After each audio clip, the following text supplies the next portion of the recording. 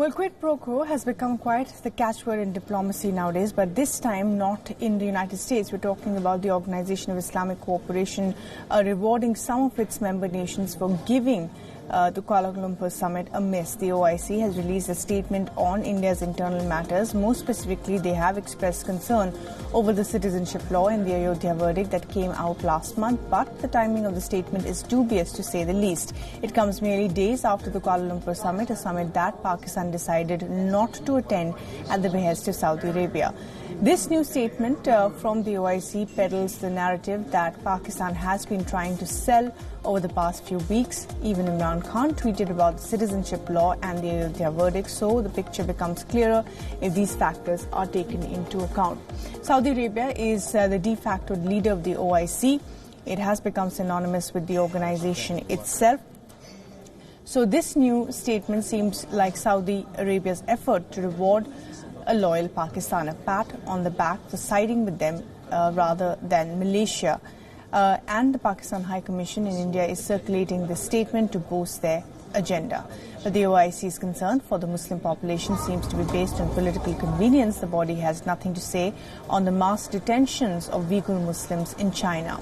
Neither was a statement released on the Yemen crisis. The Saudi-led coalition has been at the forefront of one of the worst humanitarian crises in the world. But as expected, the OIC was mum on it. And Siddhant Sibal is now joining us live for the latest on this. And Siddhant, well, the OIC clearly under Saudi Arabia is, in a sense, returning the favour to Pakistan, even as India has made it clear that all these issues raised, particularly the citizenship amendment, are internal matters. Well, yes, Bharvi, India has noted a statement which was released by the Organization of Islamic Cooperation, and we do expect a strong reaction coming anytime soon. But it is clear that the statement came at the insistence of Islamabad, which has been very vocal about India's internal matter.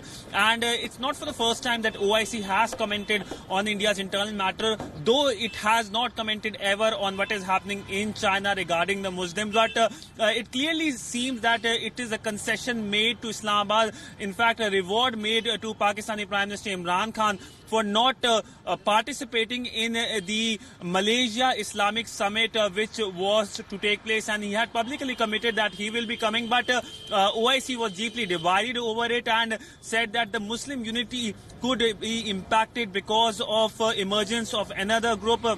Though we saw the statements coming from the Turkish president, who clearly said that Saudis had pressurized Pakistan that if they attend, there can be consequences, especially financial consequences. But if we talk about India's relationship with the Islamic Cooperation grouping, we saw earlier this year India's External Affairs Minister, the former External Affairs Minister Sushma Swaraj, had attended the foreign ministers meeting in UAE. And also, if you look at individual relationship with Islamic countries, it has been growing. In fact, Maldives was one of the first countries to publicly back India's decision to remove the special status for Jammu and Kashmir. And then, of course, UAE also has been backing. In fact, the Indian Prime Minister visited Saudi Arabia earlier this year. So, by and large, largely it's a reward given to Islamabad.